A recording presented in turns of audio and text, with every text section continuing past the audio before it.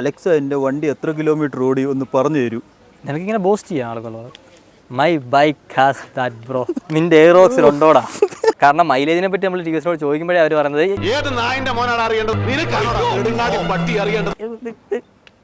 കോർണറിങ്ങിലുണ്ടോ നേരെ പോകുമ്പോഴുണ്ടോ അതൊന്നും എനിക്കറിയാം. ഞാൻ അങ്ങനൊന്നും നോക്കി ഹൈവേയിൽ 600 കിലോമീറ്റർ അങ്ങനെ പിൻ പോയിന്റ് ഇവിടെ അവിടെ അങ്ങനെ വണ്ടി തിരിയോ, ഇവിടെ ഇങ്ങനെ വണ്ടി തിരിയോ, ഇതിലെ നേരെയാണോ അങ്ങനെയൊന്നുമല്ല. പക്ഷേ ഓവറോൾ നിന്റെ റൈഡിംഗ് എക്സ്പീരിയൻസ് ഇമ്പ്രൂവ് ആണ്. ആ എയറോക്സ് പയ്യെ ഓടിച്ച് കഴിഞ്ഞാൽ അത് സസ്പെൻഷൻ സ്റ്റിഫ് ആയതുകൊണ്ട് തന്നെ ഭയങ്കര അൺകംഫർട്ടബിൾ ആണ്. 60 മിനിമം സ്പീഡിൽ വേണം അത് ഓടിക്കാൻ. അപ്പം നേരത്തെ എൻഡോർക്ക് 90 പോകുന്നുണ്ടായിരുന്നെങ്കിലും 90 അത്ര കംഫർട്ടബിൾ അല്ല. പക്ഷേ ഇത് അത്രയൊന്നും കൂടെ കിളങ്ങല്ല. എയറോക്സ് എന്തുകൊണ്ട് ഇപ്പം സുപ്പീരിയർ ആയിട്ട് നിൽക്കുന്നത്? എനിക്ക് കോമ്പറ്റീഷൻ ഇല്ല. അല്ലെങ്കിൽ നീ ഇന്റർനാഷണൽ മാർക്കറ്റിൽ പോയി എയറോക്സ് നോക്ക്, എയറോക്സ് അവിടെ ഒന്നുമില്ല. മണി എന്ന് പറഞ്ഞൊരു സാധനം എല്ലായിടത്തും ഇൻവോൾവ് ആണ്. എന്ത് കാര്യം ചെയ്താലും അത് ഇൻവോൾവ് ആണ്. Money makes power. Power manipulates everything. Suspension കുറവാണ്, അതായത്. പക്ഷെ അവൻ ആ വണ്ടി വാങ്ങിക്കാൻ പോകുമ്പോൾ കുഴപ്പമില്ല, പൈസ ഇച്ചിരി ബഡ്ജറ്റ് ഇച്ചിരി ടൈറ്റ് ആണ്, സാരമില്ല, ഞാനിത് അഡ്ജസ്റ്റ് ചെയ്യാം. മച്ച വെയിറ്റഡ് TVS എൻഡോർക്ക് 150. ഒരുപാട് പേരാ വെയിറ്റ് ചെയ്തിരിക്കുക. പിന്നെ കുറെ നാളായിട്ട് എൻഡോർക്ക് 150 വരുന്നുണ്ടെന്ന് ഇങ്ങനെ കേൾക്കുന്നുണ്ട്. ഞാൻ വിചാരിച്ചു സൂം പെട്ടെന്ന് ഇറക്കിയത് കൊണ്ട് ചടപട്ടയെന്ന് ഇറക്കിയതാണോ എന്നുള്ളത്. ആവാം. കോമ്പറ്റീഷൻ വരുമ്പോൾ അങ്ങനെയൊക്കെ ആവാം. പിന്നെ പ്രധാനപ്പെട്ട ഒരു കാര്യം എന്ന് പറയുന്നത്, ഇപ്പൊ ഈ വീഡിയോ ഷൂട്ട് ചെയ്യുന്ന സമയത്ത് നമുക്ക് വണ്ടിയുടെ പ്രൈസ് അറിയത്തില്ല. എംബാർഗോ പീരീഡ് ആയതുകൊണ്ട് അവരൊന്നും വേണ്ടിയിട്ടില്ല. പ്രൈസ് വെച്ചിട്ട് നമുക്ക് പറയാൻ പറ്റില്ല. എന്നാലും ഞാൻ എക്സ്പെക്ട് ചെയ്യുന്നത് ഒരു 1.25 എക്സ് ഷോറൂമും നമുക്ക് കേരളത്തിൽ ഓൺ റോഡ് വരുമ്പോഴത്തേക്ക് ഒരു 160 നിൽക്കുന്ന പോലെ ആയിരിക്കും എന്നാണ് വിചാരിക്കുന്നത്. അപ്പോൾ ആ ഒരു ഇതിലായിരിക്കും നമ്മൾ സംസാരിക്കുന്നത്. മെയിനായിട്ട് എയറോക്സുമായിട്ടാണ് കമ്പയർ ചെയ്യാൻ പോകുന്നത്. ടെക്നിക്കലി കീറി മുറിച്ച് നമ്മൾ നോക്കുകയാണെന്നുണ്ടെങ്കിൽ 160cc വരുന്ന സ്കൂട്ടർ എല്ലാം വരുമെങ്കിലും നമുക്കറിയാം നിങ്ങൾ വാങ്ങിക്കാൻ പോകുന്നവരുടെ ഒരു മാനസികാവസ്ഥയും നമ്മളെ മാനസികാവസ്ഥയും. ഓക്കെ, കമ്പയർ ചെയ്യേണ്ടത് എൻഡോർക്ക് 125 എൻഡോർക്ക് 150 കൂടെ ആയിരിക്കണം. കാരണം രണ്ട് വണ്ടികളും സിമിലാരിറ്റീസ് ഉണ്ട്, എന്നാൽ വ്യത്യസ്തമാണ്. അത് മറ്റേ എഞ്ചിൻ വൈസ് ഒന്നും പറയില്ല ഇപ്പം. ഇല്ല, നമുക്ക് ഫസ്റ്റ് ഓഫ് ഓൾ ഡിസൈനിൽ തന്നെ തുടങ്ങാം. ഫസ്റ്റ് ലുക്കിൽ തന്നെ നിനക്ക് മറ്റേ എക്സിന്റെ എക്സ് എനിക്ക് സൈഡിൽ നിന്ന് എവിടെ നിന്നൊക്കെ ഒരു ചെറിയ എക്സിന്റെ സിൽവറ്റ്, പ്രത്യേകിച്ച് ആ ഫ്രണ്ടിലെ ആ ഒരു ഏപ്രിൽ പോർഷൻ കാണുന്നതൊക്കെ എക്സ് പോലെ. പിന്നെ ഹെഡ് ലാമ്പിന്റെ ആ ഒരു പ്രൊജക്ടർ വരുന്നത് എക്സിൽ നടുക്കായിരുന്നു, ഇതിൽ മേലോട്ട് കയറ്റി 4 കണ്ണ് പോലാക്കി. ഇത് മേലോട്ട് കയറ്റി 4 കണ്ണ് പോലാക്കി എന്നുള്ളതാണ്. പിന്നെ വിംഗ്ലെറ്റ് വന്നു. എനിക്ക് അഞ്ഞൂടെ ഈ സെഗ്മെന്റിൽ സ്കൂട്ടറുകളിൽ ഈ ഒരു ഇതിൽ വരുന്ന സ്കൂട്ടറിൽ ആദ്യമായിട്ടാണ് ഞാൻ വിംഗ്ലെറ്റ് കാണുന്നത്. TVS പറയുന്നത് വെറുതെ കൊടുത്തേക്കുന്നതല്ല, ജെറ്റാണ്. ഡൗൺ ഫോഴ്സ് ക്രിയേറ്റ് ചെയ്യും. ഡൗൺ ഫോഴ്സിനേക്കാൾ ഉപരി എയറോഡൈനാമിക്കലി ഡ്രാഗ് കുറയ്ക്കും. വണ്ടിയുടെ ഫ്രണ്ടിൽ വരുന്ന ഡ്രാഗ്, ഏപ്രിലിൽ കിട്ടുന്ന ഡ്രാഗ് കുറച്ചുകൂടെ സ്പോയിലാക്കി കളയുകയാണ്. അതുപോലെ തന്നെ മൈലേജിനകത്ത് ഇമ്പ്രൂവ്മെന്റ് വരും, പെർഫോമൻസിനകത്ത് ഇമ്പ്രൂവ്മെന്റ് വരും. കോർണറിംഗിനകത്ത് അതായത് ഇപ്പോൾ ഒരു 90 ഇത് കോർണർ ചെയ്യാൻ പറ്റുന്ന വണ്ടിയാണ്. അപ്പോൾ അങ്ങനെ ഒരു ഹൈവേയിൽ നമ്മൾ 90 ഒരു കോർണർ എടുക്കുമ്പോഴത്തേക്ക് ആ ഒരു റെസിസ്റ്റൻസ് കുറയും, ലൈക്ക് വിൻഡിന്റെ. ബാക്കിയുള്ളവരെക്കാട്ടി കൂടുതൽ നീ ആയിരുന്നു കിടത്തിയത്. Of course. സോ എങ്ങനെ ഉണ്ടായിരുന്നത് ഇത് ആക്ച്വലി പറയുന്ന? അതൊന്നും നമുക്ക് ഈ ഒരു ട്രാക്കിൽ അറിയാനും വേണ്ടി. ഞാനൊരു 85 to 90 അങ്ങനെ സപ്പോർട്ടീവ് ആണെന്ന് അങ്ങനെ അറിയത്തില്ല. സപ്പോർട്ടീവ് ആണെന്ന് അങ്ങനെ എനിക്ക് എടുത്തു പറയാൻ പറ്റില്ല. പക്ഷേ പ്രീവിയസ് ജനറേഷനെക്കാളും ഇമ്പ്രൂവ് ആയി. On paper, on engineering terms improve ആയി. സോ ഒബിയസ്ലി അല്ല, നീ ഓൺ പേപ്പർ മാത്രം എയറോഡൈനാമിക് ഡ്രാഗും കാര്യങ്ങളൊക്കെ നീ എങ്ങനെ നിന്റെ ഫീൽ പറയാന്ന് പറയുന്നത്? പഴയ എൻഡോർക്കിനേക്കാളും നിനക്ക് കുറച്ചും കൂടെ വണ്ടി നിമ്പിൾ ഫീൽ തരും. ലൈക്ക് ആ ഒരു പോകുന്ന ഫീൽ ഉണ്ട്. അല്ലാണ്ട് ഈ പറയുന്ന പോലെ വിങ് ഉള്ളത് കൊണ്ടാണ് എനിക്ക് അതിൽ അങ്ങനല്ല. ഇപ്പൊ ഹൈവേ നീ പോകുകയാണെന്നുണ്ടെങ്കിൽ നീ 90 സ്റ്റഡി വരികയാണ്, നിന്റെ കോർണർ അതുപോലെ നിനക്ക് സ്റ്റഡി 90 ഇച്ചിരി എടുക്കാവുന്ന വൈഡ് കോർണർ ആണെങ്കിൽ ഓക്കെ. ഈ കോർണർ അങ്ങനല്ല. നീ ഇപ്പം 100 വന്നാലും നീ 90 എൻ്റർ ചെയ്യുന്നു പറഞ്ഞാലും പിന്നെ നിനക്ക് റെഡ്യൂസ് ചെയ്യേണ്ടി വരും മിഡിൽ. അപ്പോൾ പിന്നെ അത് അവിടെ അത്ര വലിയ സംഭവമായിട്ട് എനിക്ക് തോന്നിയില്ല. പക്ഷേ ഹൈവേയിൽ സെറ്റാവും.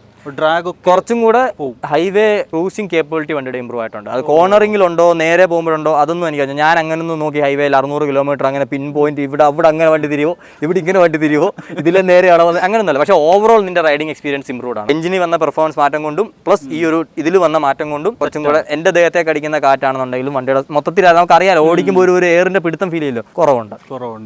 അതാണ് ഡിസൈൻ. പിന്നെ ഡിസൈൻ സബ്ജക്റ്റീവ് ആണെന്ന് ഞാൻ ആദ്യം തന്നെ പ്രഖ്യാപിക്കുകയാണ്. ആദ്യം എനിക്ക് കണ്ടപ്പോൾ വലിയ പിടുത്തില്ലായിരുന്നു, പക്ഷേ അത് ഗ്രോ ആവുന്നുണ്ട്. എൻ്റെ അടുത്ത് സീൻ ഇതേ ഉള്ളൂ. നമുക്ക് എല്ലാവരും ഇവിടെ ഒരു ഹെഡ് ലാമ്പ് കണ്ട് ശീലമായത് കാരണത്താൽ പെട്ടെന്ന് ഇവിടെ ഒരു കാലിയായിട്ട് ഫീൽ ചെയ്യുന്ന ഇച്ചിരി ഒരു ചെറിയ ബുദ്ധി. അതുപോലെ ഇങ്ങനെ ഒരു പ്രൊജക്ടർ സെറ്റപ്പ് നമ്മൾ വേറൊരു വണ്ടിയിലും കണ്ടിട്ടില്ല.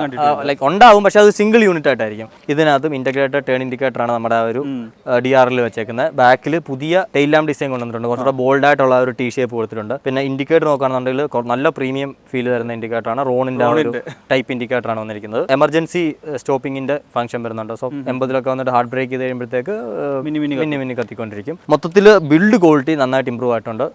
നല്ല ഫിനിഷിങ്, നല്ല മെറ്റീരിയൽസ് യൂസ് ചെയ്തിരിക്കുന്നതൊക്കെ അത്യാവശ്യം നൈസ് ആയിട്ടുണ്ട്. പാനൽസിന് ഫ്ലെക്സ് ഒന്നുമില്ല. Panel gap, uneven panel gaps ആണെങ്കിലും വളരെ മിനിമലാണ്. പ്രത്യേകിച്ച് നമുക്ക് ഒറ്റ നോട്ടത്തിൽ കാണുന്നിടത്തൊന്നും അങ്ങനെ അൺഈവൽ പാനൽ ഗ്യാപ്സ് ഇല്ല. ഇത് ഇഷ്ടപ്പെട്ടോ ഇല്ലയോ എന്നുള്ളത് തീർച്ചയായിട്ടും ഇപ്പോൾ ഒന്ന് പോസ്റ്റ് ചെയ്തിട്ട് കമന്റ് ചെയ്യുക. പിന്നെ പുതിയ 4 കളേഴ്സ് വന്നിട്ടുണ്ട്. നല്ല കുറച്ച് പെപ്പി ആയിട്ടുള്ള കളർ, ഏറിച്ച് നിൽക്കുക, എവിടെ നോക്കിയാലും അട്രാക്ട് ആവുന്ന ഏറ്റവും പെപ്പി ആയതുകൊണ്ട് റെഡ് ഉണ്ട്, ഗ്രേ കളർ വരുന്നുണ്ട്, പിന്നെ ഒരു ബ്ലൂ വരുന്നുണ്ട്. ഗ്രേ ഇറങ്ങി പോകാൻ ചാൻസ് ഉണ്ട്. ഹാൻഡിൽ ബാർ ഇതിൽ ഭയങ്കര മെയിൻ ആണ്. കാരണം ഒരു ബൈക്ക് ടൈപ്പ് ഹാൻഡിൽ ബാർ ആണ് കൊടുത്തിരിക്കുന്നത്. നോർമൽ സ്കൂട്ടേഴ്സിൽ കിട്ടുന്ന പോലെ അത് കവേർഡോ അല്ലെന്നുണ്ടെങ്കിൽ അങ്ങനെയല്ല, ഒരു പ്രോപ്പർ വൈഡ് ആണ്, സ്പോർട്ടിയാണ്, എന്നാൽ കംഫർട്ടബിൾ ആണ്. സോ ഒരു ബൈക്കിൽ നമുക്ക് എങ്ങനെയാണോ ഹാൻഡിൽ ബാർ കിട്ടുന്നത് ആ ഒരു ഫീൽ ഈ ഹാൻഡിൽ ബാറിന്റെ ഭാഗത്ത് കിട്ടുന്നത്. അതുകൊണ്ട് തന്നെ വണ്ടി ഓടിക്കുമ്പോൾ നമുക്ക് നല്ല ഒരു പോസിറ്റീവ് ഫീഡ്ബാക്ക് ഉണ്ട്. ഈവൻ ഈ സ്വിച്ച് ഗിയേഴ്സ് ഇതും ഇതിപ്പോ ടോപ്പ് വേരിയന്റ് ആണ്. 2 വേരിയന്റ് ഉണ്ട്. ടോപ്പും ഉണ്ട്, ഒരു ബേസ് മോഡലായിട്ടും വരുന്നുണ്ട്. ഇതിലിപ്പോൾ വന്നിരിക്കുന്നത് full TFT metre console 5 inch RTR 310 ആ ഒരു മീറ്റർ കൺസോൾ ആണ്. പക്ഷേ അകത്തെ ലേഔട്ട് മൊത്തം മാറ്റിയിട്ടുണ്ട്. എൻഡോർക്കിൻ്റെതായിട്ട് ആക്കിയിട്ടുണ്ട്. ഗ്രാഫിക്സ്, ഫീച്ചേഴ്സ് എല്ലാം മാറിയിട്ടുണ്ട്. അതിനനുസരിച്ച് സ്വിച്ച് ഗിയേഴ്സും ലെഫ്റ്റിൽ നമുക്ക് ഗെയിമിംഗ് കൺസോളിന്റെ ആ ഒരു സ്റ്റൈലിംഗിൽ വരുന്ന 4 ബട്ടൺ ജോയ്സ്റ്റിക്ക് വരുന്നുണ്ട്. RTR സെയിം ആണ്. അങ്ങനെയാണ് അവർ പറയുന്നത്. അവർ അതിൻ്റെ ഇതിന് എടുത്തതാണെന്നാണ് പറയുന്നത്. നോക്കിയാൽ മതി, എനിക്ക് ലെഫ്റ്റ് സൈഡിലെ ഗെയിമിംഗ് കൺസോളിൽ വരുന്ന 4 ബട്ടൺസ് ആണ്. അതിന്റെ ഷേപ്പും കാര്യങ്ങളും എല്ലാം നോക്കുക അല്ലേ. പിന്നെ നമുക്ക് ബാക്കി സ്വിച്ച് ഗിയേഴ്സ് എല്ലാം ഹസാർഡ് ലാമ്പിന്റെ വരുന്നുണ്ട്, ഹെഡ് ലാമ്പിന്റെ വരുന്നുണ്ട്, ഹോൺ, റൈറ്റ് സൈഡിൽ എഞ്ചിൻ സ്വിച്ചും എഞ്ചിൻ ഓൺ സ്വിച്ചും എല്ലാം പ്രീമിയം ക്വാളിറ്റി സ്വിച്ചസ് ആണ് വന്നേക്കുന്നത്. കാരണം അത് ഓൾറെഡി അതിൽ നിന്നെല്ലാം എടുത്തുകൊണ്ട്. പിന്നെ ഡിസ്പ്ലേ അടിപൊളിയാണ്. Automatic brightness control, automatic theme switching എല്ലാം വരുന്നുണ്ട്. ബ്ലൂടൂത്തും വൈഫൈയും കണക്ഷൻ വെച്ചിട്ടാണ് നമ്മുടെ മൊബൈലുമായിട്ട് കണക്ട് ആവുന്നത്. അതുപോലെ തന്നെ eSIM ഇതിനകത്ത് എനേബിൾഡ് ആണ്. സോ ക്രാഷ് അലേർട്ട്, eSIM ഉണ്ട്, ക്രാഷ് അലേർട്ട് കിട്ടും. അതുപോലെ തന്നെ SOS ഉണ്ട്. വണ്ടി എവിടെയൊക്കെ പോയി എന്നുള്ളതിന്റെ സാധനം നമുക്ക് കിട്ടും. ഇവൻ ഫോൺ കണക്ട് അല്ലെങ്കിൽ കൂടി ഇതിനകത്ത് SOS ഒക്കെ വർക്ക് ചെയ്യും. മറ്റേ ഹീറോയുടെ കൂട്ട് സെപ്പറേറ്റ് സ്വിച്ച് ഒന്നും ഇല്ലേ SOSന് വേണ്ടി? പിന്നെന്ന് പറഞ്ഞാൽ 2 റൈഡിംഗ് മോഡുണ്ട്, സ്ട്രീറ്റും റേസും. റേസാണോ സ്പോർട്ടാണോ? സ്പോർട്ടല്ലേ, ഞാൻ കൂടെ തെറ്റിക്കാനായിട്ട് പേപ്പർ നോക്കട്ടെ. സ്ട്രീറ്റും റേസും രണ്ടും തമ്മിൽ പവറിൽ വ്യത്യാസമുള്ളതായിട്ട് TVS പറഞ്ഞിട്ടില്ല. എന്നാൽ ഇതിനകത്ത് വരുന്ന ഫീച്ചേഴ്സിൽ ഒരു വ്യത്യാസം വരുന്നുണ്ട്. അതായത് ഇതിനകത്ത് TVSന്റെ തന്നെ ഐഗോ സിസ്റ്റം വരുന്നുണ്ട്, ഇന്റലിജന്റ് സ്റ്റാർട്ട് ആൻഡ് സ്റ്റോപ്പും വരുന്നുണ്ട്.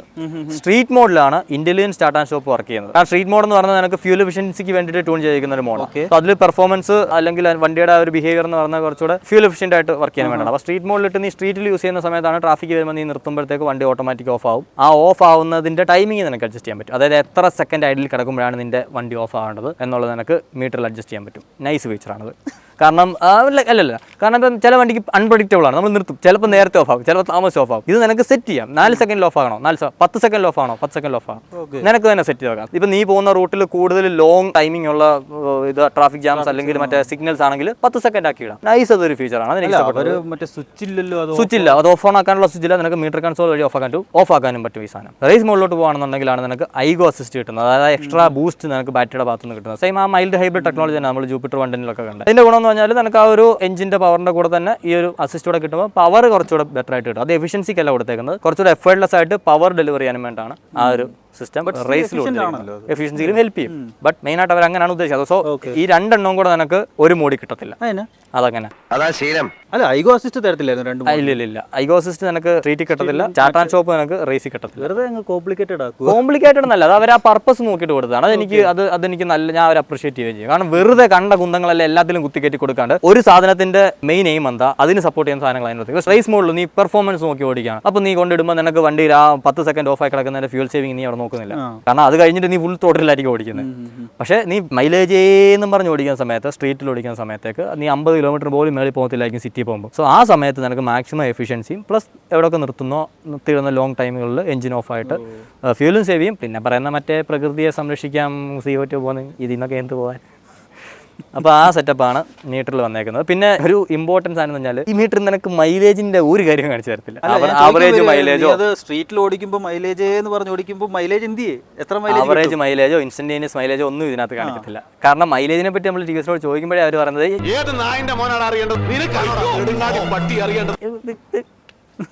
Hyper sporty scooter bro. Sports vehicle ആകുമ്പോൾ മൈലേജ് അവിടെ നമ്മൾ നോക്കുന്നില്ല. നിങ്ങൾ മൈലേജ് വേണമെന്നുണ്ടെങ്കിൽ നിങ്ങൾ ജൂപ്പിറ്റർ വാങ്ങിക്കാന്നുള്ള ഒരു ആറ്റിറ്റ്യൂഡ് എന്നല്ല ഞാൻ പറഞ്ഞത്. അങ്ങനെ ഒരു ഇത് കാണിക്കുന്നുണ്ട് അവരേതാ. ബട്ട് സ്റ്റിൽ എന്നാലും അവരൊരു ഫിഗർ പറഞ്ഞില്ല. അവർ പറഞ്ഞത് ARI ഫിഗേഴ്സ് പിന്നീട് പുറത്ത് വരും, അല്ലാണ്ട് ഞങ്ങളായിട്ട് ഒരു ഫിഗർ പറയത്തില്ല. അത് ഡിപ്പെൻസ് ആണ്. നിങ്ങൾ ഓടിക്കുന്ന പോലെ ഇരിക്കും, നിങ്ങൾ ഓടിക്കുന്ന മോഡ് പോലെ ഇരിക്കും, കണ്ടീഷൻ പോലെ ഇരിക്കും. സോ ഞങ്ങളായിട്ട് ഒരു മൈലേജ് ഫിഗർ പറയില്ല. എന്നാലും അവർ പറഞ്ഞത് ഓൾമോസ്റ്റ് ഉള്ള 125ന്റെ ഇതിന്റെ അടുത്ത് തന്നെ മൈലേജ് തരുമെന്നാണ് പറയുന്നത്. 125 ജൂപ്പിറ്ററിന്റെ അടുത്ത് തന്നെ ഇത് മൈലേജ് തരുന്നതാണ്. ജൂപ്പിറ്റർ 125 നിങ്ങൾ അച്ഛനോടാ ജൂപ്പിറ്റർ 125 സോറി ജൂപ്പിറ്റർ ജൂപ്പിറ്റർ അല്ല എൻഡോർക്ക് 125. ഓക്കെ, നാക്ക് പഠിച്ചു കൈസ്. ഞാൻ എൻഡോർക്ക് കുറച്ച് നാൾ ഉപയോഗിച്ചപ്പോൾ എനിക്ക് സംതിങ് 35-40 ഒക്കെ തരുന്നുണ്ട്. 40 ഒക്കെ എനിക്ക് കിട്ടുന്നുണ്ടായിരുന്നു. 38 തൊട്ട് അറിഞ്ഞ് ഓടിക്കുമ്പോൾ ഓടിക്കുമ്പോൾ കുറെ, ബട്ട് എന്നാലും സ്റ്റിൽ 40 ഒക്കെ തരുന്നുണ്ടായിരുന്നു. അപ്പോൾ അത് ഇതിൽ എക്സ്പെക്ട് ചെയ്യാം 150 ആണ്. സ്ട്രീറ്റിൽ മര്യാദയ്ക്ക് ഓടിച്ചാൽ എക്സ്പെക്ട് ചെയ്യാം. കാരണം ആ 125 എഞ്ചിനേക്കാളും കുറച്ചുകൂടെ എഫേർട്ട്ലെസ് ആയിട്ട് ഈ വണ്ടി ലോഡിക്കായിരിക്കും. സോ അവിടെ നിനക്ക് അതിന് കൂടുതൽ ത്രോട്ടിൽ കൊടുക്കേണ്ട ഇതിന് അത്രയും കൊടുക്കേണ്ടി വരത്തില്ല. അങ്ങനെ നോക്കുമ്പോഴത്തേക്ക് നിനക്ക് സ്ട്രീറ്റ് മോഡിൽ എയറോക്സ് വെച്ച് നോക്കുമ്പോൾ എനിക്ക് അങ്ങനെ ക്ലിയർ ആയിട്ട് പറയാൻ പറ്റില്ല. രണ്ടും ബറാബർ എന്നുള്ളത് പറയാൻ പറ്റുള്ളൂ. എയറോക്സ് നല്ല മൈലേജ് തരും. എയറോക്സ് നല്ല മൈലേജ് ഒന്നും തരത്തില്ല. എത്ര വരും എയറോക്സ് എത്ര വരും? എയറോക്സ് എത്ര വരും? 45 നിനക്ക് നോക്കിയിരുന്നാൽ 40 കിലോമീറ്റർ മാക്സിമം ആണോ?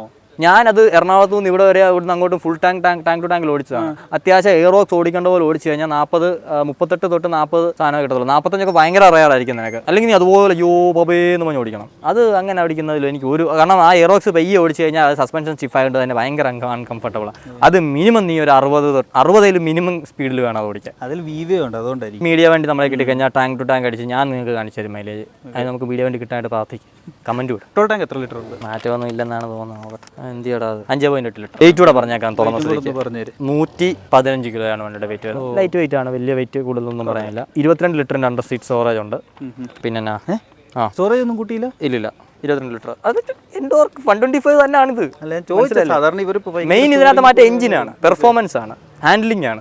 അത് മനസ്സിൽ വെച്ചു. അടുത്ത സാധനം എന്ന് പറഞ്ഞാൽ സീറ്റ് ഹൈറ്റ് 765 ഉള്ളൂ. സോ വലിയ സീനൊന്നും ഉള്ള കാര്യമല്ല, ആർക്ക് വേണേൽ കാല് കുത്താം. മാത്രമല്ല അവർ പറയുന്നത് സീറ്റിൽ ഇരുന്ന് കഴിഞ്ഞാൽ നിങ്ങൾക്ക് മാക്സിമം റീച്ചിങ് അതുപോലെ കംഫർട്ടും കിട്ടുന്ന പോലെയാണ് സീറ്റ് പാഡിങ്ങും കാര്യങ്ങളെല്ലാം ഡിസൈൻ ചെയ്തിരിക്കുന്നതാണ്. കംപ്ലൈൻറ്റ് പറയാനൊന്നുമില്ല. നേരത്തെ വർക്ക് ചെയ്തായിരുന്നു, ഇപ്പോഴും വർക്ക് ചെയ്യുന്നുണ്ട്. പിന്നെ എനിക്ക് ഹൈറ്റുള്ളതുകൊണ്ട് അതെനിക്കൊരു പ്രശ്നമേ അല്ല.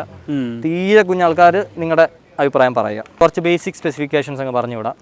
ടയർ സൈസ് നോക്കാം. ഫ്രണ്ടിൽ 100/80 12 ഇഞ്ച് ട്യൂബ്ലെസ് ആണ് വന്നിരിക്കുന്നത്. സോ 12 ഇഞ്ച് വീലാണ് ഫ്രണ്ട് ആൻഡ് ബാക്ക്. ബാക്കിൽ നമുക്ക് 110/80 ആണ് വരുന്നത്. അതും 12 ഇഞ്ച് വീലിലാണ് വരുന്നത്. ട്യൂബ്ലെസ് ആണ്. TVSന്റെ റെമോറോ ടയർ ആണ് വരുന്നത്. അത്യാവശ്യം നല്ല ഗ്രിപ്പും ബ്രേക്കിംഗ് പെർഫോമൻസും കോർണറിംഗ് സ്റ്റെബിലിറ്റിയും കാര്യങ്ങളെല്ലാം നല്ലതായിട്ട് കോർണർ ചെയ്യാൻ പറ്റുന്നുണ്ട് ഈ ടയർ തന്നെ. അത്യാവശ്യം എക്കണോമി റേഞ്ച് വരുന്ന ടയർ ആയതുകൊണ്ട് നിങ്ങൾക്ക് പിന്നെ അപ്ഗ്രേഡ് ഈ ടയറിലോട്ട് തന്നെ ചെയ്താലും പ്രത്യേകിച്ച് ദോഷമൊന്നും ഞാൻ പറയത്തില്ല. ഫ്രണ്ടിൽ നമുക്ക് 220 mm പെറ്റൽ ഡിസ്ക് ബ്രേക്ക് ആണ് വരുന്നത്. ബാക്കിൽ 130 mm ഡ്രം ബ്രേക്കും വരുന്നുണ്ട്. ഫ്രണ്ടിൽ ടെലസ്കോപ്പിക് സസ്പെൻഷൻ ആണ്. ബാക്കിൽ ഹൈഡ്രോളിക് സ്പ്രിംഗ് സസ്പെൻഷൻ ആണ് ബാക്കിലും കൊടുത്തിരിക്കുന്നത്. സൂപ്പർ മോട്ടോ ABS എന്നൊക്കെ എഴുതി. അത് സിംഗിൾ ചാനൽ ABSനെ അവർ ഫാൻസിനെയും കൊടുത്തിരിക്കുന്നത് സൂപ്പർ മോട്ടോ ABS. ബേസിക്കലി ഫ്രണ്ടിലെ ഡിസ്ക് ഉള്ളൂ, ഫ്രണ്ടിലെ ABS ഉള്ളൂ. പക്ഷേ ബാക്കിൽ അവർ സ്പീഡ് സെൻസർ കൊടുത്തിട്ടുണ്ട്. എന്തിനാ? ട്രാക്ഷൻ കൺട്രോൾ വരുന്നുണ്ട്. ഞാൻ വരുന്നുണ്ട്. ട്രാക്ഷൻ കൺട്രോൾ പിന്നത്തേക്കൊക്കെ R15 ട്രാക്ഷൻ കൺട്രോൾ കൊടുത്തപ്പോൾ വലിയ പ്രശ്നമായിരുന്നു. FCക്ക് ട്രാക്ഷൻ കൺട്രോൾ കൊടുത്തപ്പോൾ വലിയ പ്രശ്നമായിരുന്നു. MTക്ക് കൊടുത്തപ്പോൾ വലിയ പ്രശ്നമായിരുന്നു. എയ്റോക്സിന് കൊടുത്തപ്പോൾ വലിയ പ്രശ്നം. ഇതിനെങ്ങനെയുണ്ട്? ഇതിനും പ്രശ്നമാണ്. ഒരു ഫീച്ചർ എന്നുള്ളതേ ഉള്ളൂ. അതിൽ കൂടുതൽ ഞാൻ ഇതിനെ കാണുന്നില്ല. അവർ വന്നാൽ മഴയത്ത് ഇങ്ങനെ പെട്ടെന്ന് ആരെങ്ങനെ കൈ കൊടുക്കാൻ. അതുമല്ല എനിക്ക് 68 വെയിറ്റ് ഉണ്ട്. എന്നെക്കാളും വെയിറ്റ് ഉള്ളവരായിരിക്കും ചിലപ്പോൾ ഇത് ഓടിക്കാൻ പോകുന്നത്. എന്നാനൊന്നും പോകുന്നില്ല ബാക്ക്. ഇല്ല എങ്ങനെ തന്നും. അല്ല ഞാൻ ചോദിക്കുന്നത്, അപ്പോൾ അതിന്റെ ആവശ്യമില്ലേ? അതൊരു ഫീച്ചർ അത്രേ ഉള്ളൂ. ഗിമിക്കില്ല, വർക്ക് ചെയ്യും സാധനം. പറയാൻ പറ്റത്തില്ല. പലർക്ക് പല സ്കിൽസ് ആണ്. ചിലർ ചരലൊക്കെ കാണുമ്പോഴത്തേക്ക് പേടിച്ച് പറിച്ചാന്ന് പറഞ്ഞു പോകും. അങ്ങനെയുള്ളവർക്ക് ചിലപ്പോൾ അവരെ രക്ഷിക്കുമായിരിക്കും. ഈ ഒരു പവറും അത് വെച്ച് നോക്കുമ്പോഴത്തേക്ക് ഒരു കാര്യമില്ല. ഇല്ല, ഈ ടോർക്കിനൊന്നും ട്രാക്ഷൻ കൺട്രോൾ ആവശ്യമില്ല ബേസിക്കലി. ബട്ട് ഫീച്ചറായിട്ട് ഒരു അപ്ഡേറ്റിൽ എന്തെങ്കിലുമൊക്കെ കൊടുത്തിട്ടുണ്ട്. പിന്നെ വിലയും കുറവായതുകൊണ്ട് അതും ഓൺ ഓഫ് ആക്കാൻ പറ്റും. ടോപ്പ് സ്പീഡ് ഇവർ ക്ലെയിം ചെയ്യുന്നത് 104 km/h ആണ്. പക്ഷെ ഞാൻ 111 കയറ്റി. കമന്ന് കിടന്ന് കുനിഞ്ഞ് വണ്ടിക്ക് അകത്തിരുന്നാലേ അത്രയും പോകത്തുള്ളൂ. പക്ഷേ എഞ്ചിൻ്റെ ഒരു ബിഹേവിയർ ഞാൻ പറയാം. ഈസി ആയിട്ട് 90 കയറും. 90ൽ നിനക്ക് ക്രൂസിങ് ചെയ്യാൻ പറ്റും. 90 to 90 അപ് ടു 100 വരെ നിനക്ക് ഒരുമാതിരി നല്ല ടോപ്പ് സ്പീഡ് പോലെ പോവാം. അത് കഴിഞ്ഞ് എനിക്ക് എന്തെങ്കിലും പോകണമെന്നുണ്ടെങ്കിൽ ടക്കിങ് ചെയ്യണം. പ്രോപ്പർ റേസ് ബൈക്ക് ഓടിക്കുന്ന പോലെ കിടന്ന് ബാക്കി സീറ്റിൽ ഇറങ്ങി ഇരുന്ന് കാലും കയ്യും എല്ലാം അകത്താക്കി വേറെ ഒന്നും വെളിയില്ലാതെ അങ്ങനെ ആ രീതി ഓടിക്കണ്ട. ഞാൻ ചോദിക്കട്ടെ, എയ്റോക്സുമായിട്ട് കമ്പയർ ചെയ്യുമ്പോൾ എങ്ങനെ? എയ്റോക്സ് ഈസി ആയിട്ട് ഇതിനേക്കാളും ടോപ്പ് സ്പീഡ് പോകും. കാരണം ആ വണ്ടിക്ക് ഇതിനേക്കാളും കപ്പാസിറ്റി കൂടുതലാണ്, ഹോഴ്സ് പവർ കൂടുതലാണ്. പിന്നെ VVA ഒക്കെ ഉണ്ട്, കയറും. അതും 100 വരെ കയറും. 100 എന്നുള്ള ക്ലൈംബ് അത്ര വലിയൊരു ഇതല്ല. കേറിക്കോ എന്നുള്ളതാണ്. വൈബ്രേഷൻസ് കാര്യങ്ങളൊക്കെ സ്മൂത്ത് ആണ്, നല്ല സ്മൂത്ത് ആണ്. 90-ൽ സ്മൂത്ത് ആണ്, 100-ൽ സ്മൂത്ത് ആണ്, 100-ലും സ്മൂത്ത് ആണ്. ആ കേരളം സ്മൂത്ത് ആണ്. പിന്നെ ഇപ്പൊ റോഡിൽ ഓടിക്കുമ്പോൾ എന്തോ എഞ്ചിനകത്ത് വൈബ്രേഷനകത്ത് മാറ്റം വരും. റോഡിൽ ഓടിച്ചാൽ മൊത്തത്തിൽ ഒന്നുമില്ല, ഹാൻഡിൽ ഒന്നും അറിയത്തില്ല. എനിക്ക് വണ്ടിയുടെ ഭാഗത്തൊന്നും വിറയലോ ഒരു പിടുത്തമൊന്നുമില്ല. വണ്ടി ക്ലൈംബ് ചെയ്യാൻ ലൈക്ക് ആ പവറിൻ്റെ അത് മാത്രമേ ഉള്ളൂ അവിടെ. അല്ലാണ്ട് എഞ്ചിൻ പിടിക്കുന്നുണ്ടോ എയർ കാറ്റ് പിടിക്കുന്നോ അതൊന്നുമില്ല. എഞ്ചിൻ സ്മൂത്ത് ആയിട്ട് പൊടി ഉള്ളേന്ന് പറഞ്ഞിരിക്കുകയാണ്.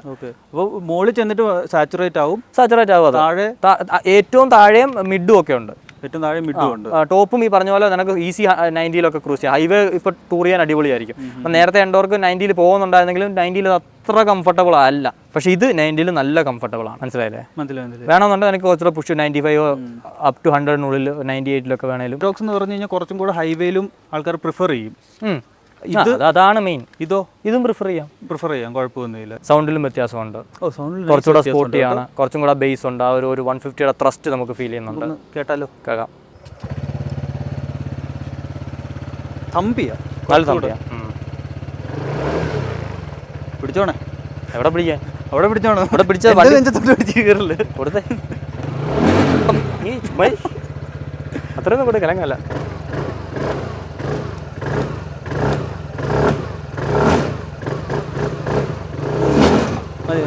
മനസ്സിലായി. പിന്നെ ഓട്ടത്തിന്റെ സൗണ്ട് കിട്ടുമായിരിക്കും. അല്ല, മറ്റേതിനെക്കാട്ടിലും വ്യത്യാസമുണ്ട്. തമ്പിയായിട്ടുണ്ട്, നൈസാണ്, സ്വീറ്റാണ്. എൻജിൻ വരുന്നത് സിംഗിൾ സിലിണ്ടർ 150 അല്ലെങ്കിൽ 149.7 cc എഞ്ചിനാണ്. 3 വാൽവ് എഞ്ചിനാണ്. 125-ലും 3 വാൽവ് ആയിരുന്നു, ഇതിലും 3 വാൽവ് തന്നെയാണ്. ഇതിൽ TVSന്റെ പേറ്റന്റ് ടെക്നോളജി ആയിട്ടുള്ള O3C ടെക് യൂസ് ചെയ്തിട്ടുണ്ട്. അതായത് കൂളിങ്ങിന്റെ ഒരു സിസ്റ്റമാണത്. എക്സ്റ്റേണൽ ആയിട്ട് ഒരു ഓയിൽ പമ്പ് ഇല്ലാണ്ട് തന്നെ ബെറ്റർ ആയിട്ട് കുറച്ചുകൂടെ കൂൾ ചെയ്യാം. ലൈക്ക് ഓയിലിനെ എഞ്ചിനകത്ത് സർക്കുലേറ്റ് ചെയ്യാൻ വേണ്ടിയുള്ള ഒരു സെറ്റപ്പ് അവർ ചെയ്തിട്ടുണ്ട്. സാധാരണ ഓയിൽ കൂളർ ചെയ്യുന്നത് എന്താണെന്ന് വെച്ച് കഴിഞ്ഞാൽ സെപ്പറേറ്റ് പമ്പ് കാണും, സെപ്പറേറ്റ് കൂളർ കാണും. അതൊക്കെ ഒഴിവാക്കിയിട്ട് അപ്പോൾ കോസ്റ്റും കട്ടായി, വണ്ടിയുടെ വെയിറ്റ് കാര്യങ്ങളെല്ലാം റേഡിയേറ്റർ ഇല്ല, കോംപ്ലക്സിറ്റി എല്ലാം കട്ടാവും. സുസുക്കിയുടെ കൂട്ടാണോ? സുസുക്കിയുടെ കൂട്ടല്ല, സുസുക്കി സെപ്പറേറ്റ് അതുണ്ട്, സിസ്റ്റം വേറെ ഉണ്ട്. ഇതങ്ങനല്ല, എക്സിസ്റ്റിംഗിൽ തന്നെ അവർ കുറച്ചും കൂടെ ക്ലവറായിട്ട് ചെയ്തിട്ടുണ്ട് എന്നുള്ളത്. നിനക്ക് പെർഫോമൻസിൽ അങ്ങനെ ഇപ്പോൾ ഹൈ സ്പീഡ്സിൽ പോയെന്ന് പറഞ്ഞാലും പെർഫോമൻസിൽ അങ്ങനെ വലിയ ഡ്രോപ്പ് വരാനോ അല്ലെങ്കിൽ എഞ്ചിൻ ഓവർ ഹീറ്റ് ആവുക അങ്ങനത്തെ കംപ്ലയിൻസ് ഒന്നും തന്നെ വരാൻ പോകുന്നത്. നേരത്തെ 125-നകത്ത് ഉണ്ടാകുന്ന ഇതിനകത്തും ഉണ്ട്. സിമ്പിളാണ്. മിക്ക TVS വണ്ടികളിൽ ഈ സാധനം ഉണ്ട്. ഫ്യൂൽ ഇഞ്ചക്റ്റഡ് ആണ്. ഇനി പവറിലേക്ക് വരികയാണെന്നുണ്ടെങ്കിൽ 13.2 PS പവറാണ് മാക്സിമം. 7000 RPM 13. കമ്പയർ ചെയ്യുകയാണെന്നുണ്ടെങ്കിൽ എയറോക്സിന് ഓൾമോസ്റ്റ് 15 ഉണ്ട്. BSP ഓളം വരുന്നുണ്ട്, 2 കൂടെ കൂടുതലുണ്ട്. പക്ഷേ ടോർക്ക് വരുമ്പോഴത്തേക്ക് 14.2 Nm ആണ്. 5500 RPM. ഹൈ സ്പീഡ്സിൽ ഇത് ഓടിക്കാൻ പറ്റും നമുക്ക്. ഞാൻ പറഞ്ഞിട്ട് ഒരു 125cc ബൈക്ക് വാങ്ങിച്ച് ഓടിക്കുന്നതിനേക്കാളും സ്മൂത്തായിട്ട് ഈ സാധനം വാങ്ങിച്ചാൽ നിനക്ക് ഉണ്ടാക്കാം. നിനക്ക് സിറ്റി കൂടെ ഓടിക്കുമ്പോൾ എല്ലാം എഫേർട്ട്ലെസ് ആയിട്ട് ഇതിലെ വേണം എടുത്തുകൊണ്ട് പോകാം. അല്ല, ഞാൻ ജുപ്പിറ്റർ മേടിച്ച് കഴിഞ്ഞിട്ട് പിന്നെയും ചില സമയത്ത് ആലോചിച്ചിട്ടുണ്ടായിരുന്നു. മൈലേജ് പോരെന്നോ? അല്ലല്ല, മൈലേജ് പോയെന്നല്ല. അച്ഛന് ലോങ് ട്രാവലിംഗ് ആണല്ലോ, ഇവിടുന്ന് തിരുവനന്തപുരം വരെ പോയിട്ട് തിരിച്ചു വരെ. അപ്പോൾ ഒരു മടുപ്പ് നമുക്കുണ്ടാവും. പക്ഷേ എയറോക്സ് ഉണ്ടായിരുന്നെങ്കിൽ എങ്ങനെയായിരുന്നു എന്ന് ഞാൻ ചിലപ്പോൾ ആ ഒരു ചിന്തയ്ക്ക് ഈ സാധനം റീപ്ലേസ് ആണ്. എയറോക്സ് ആ ചിന്ത നീ ചിന്തിക്കും, പക്ഷേ അതിന്റെ പ്രൈസിനെ പറ്റി ചിന്തിക്കുമ്പോൾ നീ ആ ചിന്ത അവിടെ കളയും. പക്ഷെ വൺ ടൈം പേ ചെയ്തിട്ട് എടുക്കുവാണെങ്കിൽ അത് നീ ആലോചിക്കുക, ആവശ്യമുണ്ടോ എന്നുള്ളൊരു സാധനം ആളുകൾ ചിന്തിക്കും. കാരണം നീ ഇപ്പം നിന്റെ പൈസ ഉള്ളതെങ്ങനെ ചിന്തിക്കും? ഈ എൻഡോർ 125 എടുത്തേക്കുന്ന ആളുകളൊന്നും തന്നെ പിന്നല്ലാതെ എന്നാ പിന്നെ ഈ കഥ എടുത്താൽ പോയത് എന്തിനാ ഇയാൾ ജൂപ്പിറ്റർ എടുത്ത്? മണി എന്ന് പറഞ്ഞൊരു സാധനം എല്ലായിടത്തും ഇൻവോൾവ് ആണ്. എന്ത് കാര്യം ചെയ്താലും അത് ഇൻവോൾവ് ആണ്. Money makes power. Power manipulates everything. ഈ പേപ്പർ സ്പെക്ക് വെച്ച് വായിച്ചിട്ട് ഈ സസ്പെൻഷൻ കുറവാണ് അതായത്. പക്ഷെ അവൻ ആ വണ്ടി വാങ്ങിക്കാൻ പോകുമ്പോൾ കുഴപ്പമില്ല, ഇത് പൈസ ഇച്ചിരി ബഡ്ജറ്റ് ഇച്ചിരി ടൈറ്റ് ആണ്, സാരമില്ല ഞാൻ ഇത് അഡ്ജസ്റ്റ് ചെയ്യാം, ഈ ആറ്റിറ്റ്യൂഡിലോട്ട് വരും. അല്ലാണ്ട് എല്ലാവരും ഘോരം കമ്പയർ ചെയ്യും വെച്ചിട്ട് ഇത് അത് അങ്ങനെയുണ്ട് ഇങ്ങനെയുണ്ട് മറ്റേണ്ട് മറിച്ചുണ്ട്. എയറോക്സ് എന്തുകൊണ്ട് ഇപ്പം സുപ്പീരിയർ ആയിട്ട് നിൽക്കുന്നത്? എനിക്ക് കോമ്പറ്റീഷൻ ഇല്ല. കോമ്പറ്റീഷൻ വരട്ടെ, അല്ലെങ്കിൽ നീ ഇന്റർനാഷണൽ മാർക്കറ്റിൽ പോയി എയറോക്സ് നോക്ക്, എയറോക്സ് അവിടെ ഒന്നുമില്ല. കോമ്പറ്റീഷൻ ഇല്ലാത്തതുകൊണ്ട് മോണോപ്പൊളി കളിച്ച് നിൽക്കുന്നു എന്നുള്ളത് വന്നുകൊണ്ട് കോമ്പറ്റീഷനാണ്. സെഗ്മെന്റ് എടുക്കുമ്പോൾ സെയിം സെഗ്മെന്റ് ആണ്. സെയിൽസ് നീ നോക്കിയോ, ഈ സാധനം കൂടുതൽ വയ്ക്കും. 125 എൻഡോർക്കിനേക്കാളും ഹിറ്റായിട്ട് ഈ സാധനം ഓടുകയും ചെയ്യും. പിന്നെ പ്ലസ് നല്ല രീതിയിൽ മാർക്കറ്റും ചെയ്യും. ഓഫ് കോഴ്സ് TVS നന്നായിട്ട് ചെയ്യുന്ന ഒരു പരിപാടിയാണത്. അങ്ങനെ നോക്കുമ്പോഴത്തേക്ക് ഇറ്റ് മേക്ക് സെൻസ്. ഒരുമാതിരിപ്പെട്ട ആളുകൾക്കെല്ലാം ഇത് ഓക്കെ ആയിട്ട് ഫീൽ ചെയ്യും. ഇനി അതല്ല നീ ഒരു 200% എന്തൂസിയാസ്റ്റ് ആണ്, നിനക്ക് ഇത് നോക്കേണ്ട ആവശ്യമില്ലെന്ന് ഞാൻ പറയുള്ളൂ. എയറോക്സ് എടുക്കുക. ബെറ്റർ ഫീഡ്ബാക്ക് ഉണ്ട്, ബെറ്റർ പെർഫോമൻസ് ഉണ്ട്. എന്തുകൊണ്ടും ബിഗർ വീൽസ് ആണ്, ഹാൻഡ്ലിംഗ് എല്ലാം. ഇതിന്റെ എങ്ങനെ ഫീഡ്ബാക്ക്?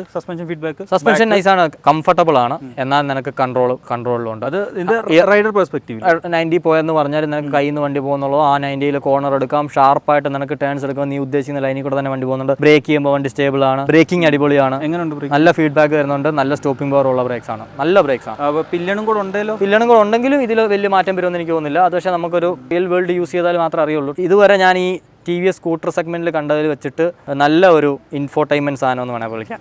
ഇത് ഡിസ്പ്ലേയുടെ ആ ഒരു വിഷ്വൽ എക്സ്പീരിയൻസും അതിനകത്ത് ഇൻഫർമേഷൻസ് എല്ലാം നൈസ് ആണ്. നീ ഈ ടോപ്പ് വേരിയന്റ് തന്നെ എടുക്കുകയാണെങ്കിൽ തന്നെ നിനക്ക് നല്ലൊരു ഫീൽ കിട്ടും. പിന്നെ അഡ്ജസ്റ്റബിൾ ലിവേഴ്സ്, അഡ്ജസ്റ്റബിലിറ്റി ഇല്ലെങ്കിൽ തന്നെ ലിവറിന്റെ ആ ഒരു എർഗണോമിക്സ് എനിക്ക് ഭയങ്കര ഇഷ്ടപ്പെട്ടു. അതിന്റെ ഡിസൈൻ നൈസ് ആണ്. നമ്മൾ ബൈക്കിലൊക്കെ വിളിക്കുന്ന പോലെ നല്ല പ്രീമിയം ലെവലുള്ള ഹാൻഡിൽ ബാർ, ഗ്രിപ്സ്, അതുപോലെ തന്നെ ലിവേഴ്സ് ആണ്.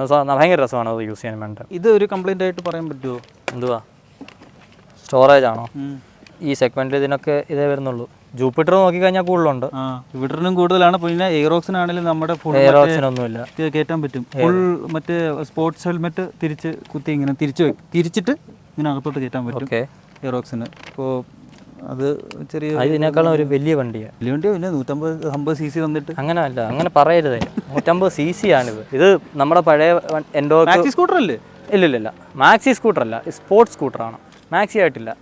ഇങ്ങനെ 4 തരത്തിൽ നമുക്ക് സ്കൂട്ടറുകളെ തരംതിരിക്കാം. Commuter 110, commuter 125, sport, maxi. മാക്സിയിൽ എനിക്ക് തോന്നുന്നു ഇപ്പം എയറോക്സ് മാത്രമേ ഉള്ളൂ. ഈ സാധനം കിടക്കുന്നത് സ്പോർട്ട് സ്കൂട്ടർ സെഗ്മെന്റിലാണ്. അതിനെ അവർ ഹൈപ്പർ സ്പോർട്ട് എന്നൊക്കെയാണ് ഇപ്പോൾ വിളിക്കുന്നത്. അത് അവിടെ ഇരിക്കട്ടെ. നോർമലി 125, സൂം 125, എൻഡോർക്ക് 125, അവന്യൂസ് 125 അതൊക്കെയാണ് ആ ഒരു സ്പോർട്ടി കാറ്റഗറി കാണുന്ന വണ്ടികൾ. ഏറ്റവും കൂടുതൽ വിറ്റുകൊണ്ടിരിക്കുന്നത് കമ്മ്യൂട്ടർ 110 ആണ്. അത് കഴിഞ്ഞാൽ 125 ആണ്. അതും കഴിഞ്ഞിട്ട് വരുന്നതാണ് സ്പോർട്സ് സെഗ്മെന്റ്. അതും കഴിഞ്ഞിട്ട് വളരെ കുഞ്ഞ് ഇച്ചിരിയേ ഉള്ളൂ മാക്സി എന്ന് പറയുന്ന സാധനം. ആരൊക്കെ എടുക്കണം? ബൈക്ക് എടുക്കാനുള്ള ഓപ്ഷനും ഉണ്ട്, ഇതും ഉണ്ട് എന്നുള്ള രീതിയിൽ. അപ്പോൾ ആകുമ്പോൾ എൻഡോർക്ക് 125 എടുക്കാൻ പ്ലാൻ ചെയ്യുന്നവർ ഉറപ്പായിട്ട് ഇത് ഓടിച്ചു നോക്കുക. ഇതിലോട്ട് അപ്ഗ്രേഡ് ചെയ്യുന്നത് നന്നായിരിക്കും എന്ന് ഞാൻ പറയുള്ളൂ. കാരണം മൈലേജിൽ നമുക്ക് അങ്ങനെ വലിയ അന്തരം ഉണ്ടെന്ന് എനിക്ക് തോന്നുന്നു. അടുത്ത സ്കൂട്ടറിലേക്ക് പോകുകയാണെങ്കിൽ കുറച്ചുകൂടെ പവർ. ഒരു സ്കൂട്ടറിൽ നിന്ന് സ്കൂട്ടറിലോട്ട് പോകണമെന്നുണ്ടെങ്കിൽ നീ 110 cc ഉപയോഗിച്ചുകൊണ്ടിരിക്കുന്നവനാ, നിനക്ക് സ്കൂട്ടറിലോട്ട് തന്നെ അപ്ഗ്രേഡ് മതി. ഇതായിരിക്കുന്നു സാധനം. ഭയങ്കര സാറ്റിസ്ഫൈഡ് ആണ് എൻഡോർക്കിൽ. നിനക്ക് ആ വണ്ടി ഭയങ്കര ഇഷ്ടമാണ്. നിനക്ക് പുതിയൊരു എൻഡോർക്ക് വേണം, ഒരിക്കലും നിരാശപ്പെടുത്തത്തില്ല, കൂടുതൽ തരത്തേ ഉള്ളൂ. ഇനി ഞാൻ എൻഡോർക്ക് ഭക്തനല്ല, ബട്ട് എനിക്ക് വീട്ടിൽ എനിക്ക് ബൈക്ക് മേടിച്ചു തരുന്നില്ല. പക്ഷെ എൻ്റെ കയ്യിൽ മതി അവിടെ നിൽക്കട്ടെ, വാങ്ങിച്ചോ. അങ്ങനല്ല, എൻ്റെ കയ്യിൽ 2 ഓപ്ഷൻ ഉണ്ട്. ഇതുണ്ട്, എയറോക്സും ഉണ്ട് എൻ്റെ കയ്യിൽ ഓപ്ഷൻ. എൻ്റെ കയ്യിൽ പൈസയും ഉണ്ട്. അപ്പൊ നിനക്ക് 2 ലക്ഷം രൂപ പൈസ, നീ പൈസക്കാരനാ. അല്ല, ഞാൻ പറഞ്ഞ പൈസയും കൂടെ ഉണ്ട്. അപ്പോൾ നിന്നോട് ഞാൻ പറയാം, നീ മാത്രമല്ല, നീ നിന്റെ വീട്ടുകാരെയും കൂടെ പോയിട്ട് എയറോക്സ് ഓടിച്ചു നോക്കുക, ഇത് ഓടിച്ചു നോക്കുക. വീട്ടുകാരും അറിയാം ഇതെടുത്താൽ മതി. Comfort and convenience. എയറോക്സിന് ഫ്രണ്ടിൽ നമുക്ക് സ്റ്റോർ ചെയ്യാൻ പറ്റത്തില്ല. പ്ലസ് ഇതിൽ എത്ര പ്രായമുള്ളവരായിക്കോട്ടെ, എത്ര സ്ത്രീകൾ അങ്ങനെ ഈസി ആയിട്ട് കയറി ഇറങ്ങുകയും ചെയ്യാം. എൻഡോർക്കിൽ അങ്ങനല്ല, പില്ലിന് കംഫർട്ടബിൾ ഇതാണ്, അതല്ല.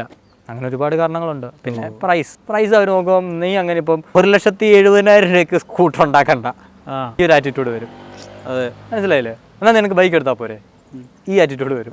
ബൈക്ക് എടുക്കാൻ നീ 2 ലക്ഷം രൂപയ്ക്ക് ബൈക്ക് എടുക്കാൻ പോകണം, നിനക്ക് കാർ എടുത്താൽ പോലെ ഈ ആറ്റിറ്റ്യൂഡ് വരും. ബൈക്ക് എടുക്കാൻ പോകുമ്പോൾ ഉടനെ പറയും എന്നാൽ പിന്നെ കാർ എടുത്താൽ പോലെ 4 പേർക്ക്. കാർ എടുക്കാൻ പോയി നീ 3 ലക്ഷം 4 ലക്ഷത്തിന്റെ കാർ എടുത്താൽ നീ എന്ത് ഈ കാർ എടുത്തത്? നിനക്ക് 2 ലക്ഷം കിട്ടും, 5 ലക്ഷം നല്ല വണ്ടി എടുക്കത്തില്ല.